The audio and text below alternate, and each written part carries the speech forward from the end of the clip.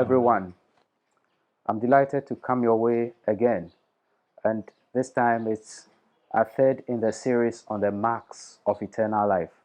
I'm going to speak on the subject of love as a mark of eternal life. We will look into our Bible when we read John chapter 13, verses 34 and 35. Jesus is telling his disciples that a new command I give you, that you love one another as I have loved you. This is how you are supposed to love one another. And in verse 35, he tells them that by this, all will know that you are my disciples when you love one another. It will be very helpful to look at the context within which Jesus Christ is giving this command, this new command. There's something, it's happening at the Last Supper, where Jesus Christ washes the feet of his disciples, and this was leading up to his crucifixion. Now, what is happening is there's a part of the happenings which the text does not capture. But when you look at Luke chapter 22, verse 24, the Bible is telling us that there arose a dispute among the disciples concerning who is the greatest among them. And it looks as though this was a normal occurrence among the disciples, because when you look at Luke chapter 9, verse 46, it also tells us that there arose a dispute among the disciples as to who would be the greatest. And Jesus Christ seized the opportunity to address the matter. So in Luke chapter 22, verse 25, he tells them that the Gentiles lord their position over the people they govern. So it's like, okay, what you are thinking, trying to be the greatest is something that is so unchristian. It has nothing to do with being a Christian. And this is the context within which Jesus Christ is addressing the matter. And he, even in the Luke chapter 22, verse 25, he told them that the greatest among you will become the servant of all. So this is the context within which Jesus Christ is giving that command to love, that command to love. So let's look at how Jesus Christ, he told them that you are supposed to love as I have loved you. How did Jesus love? When you look at how he related with his disciples, the Bible is telling us, the Bible makes us know that he gave them love which they did not deserve. He gave them that which they did not deserve. So, loving like Jesus Christ will cause us to give love which people do not deserve.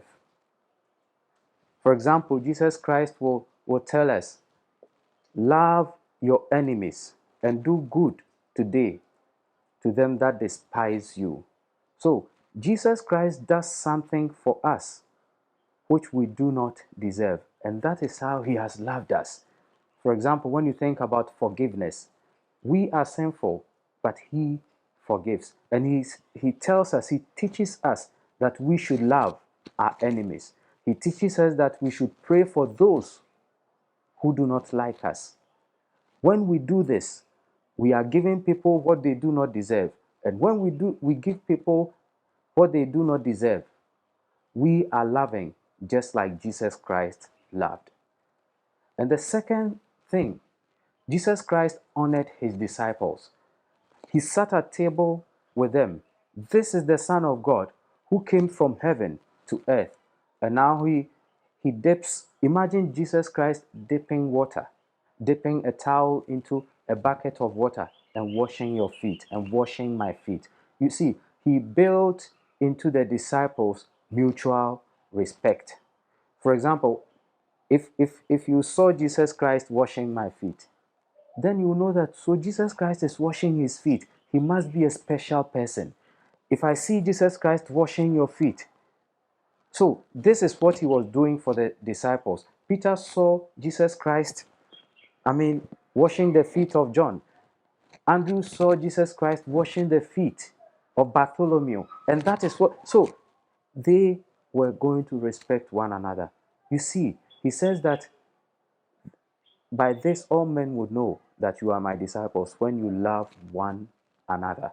The Christian must love the fellow Christian because Jesus Christ has washed the other Christian. This love that must exist, that Jesus Christ is teaching, is stronger than the bonds of ethnicity. It is stronger than the bonds of social class. It is stronger than the bonds of family ties. He says, when you love one another, you see, the relationship of love that exists between Christians, that exists among Christians, is eternal because all Christians will meet in the presence of the Father and spend eternal and be in eternal glory. They will have eternal life. So every Christian has been awakened. People who have eternal life have been awakened to this reality that Kwame, who is a Christian, he is my brother. And this is the love. So Christ, you see, he honored his disciples. And we are supposed to honor one another. You know something about honor? It is more difficult to honor a person than to give him money. It is more difficult to honor a person than to give him money. You see, when you have so much money, it is easy to part with money.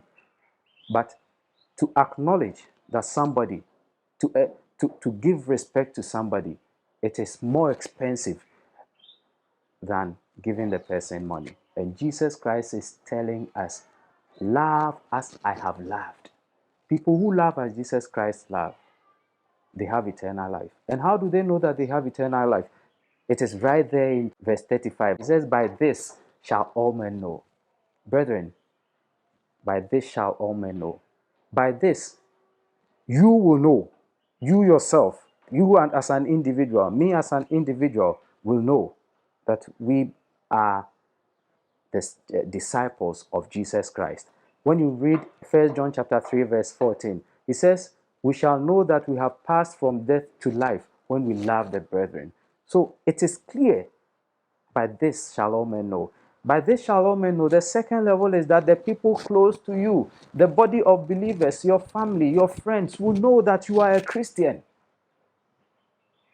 When you meet a person who is full of love, who is willing to forgive you, who is willing to show you some kindness, you will know that this is a Christian. And the wider community, everybody, when they see Christians together, in Antioch, they began to call them Christians because they realized that this group of people, they love one another. By this shall all men know that you are my disciples, when you love one another. May God put in us the capacity to love one another. God richly bless you.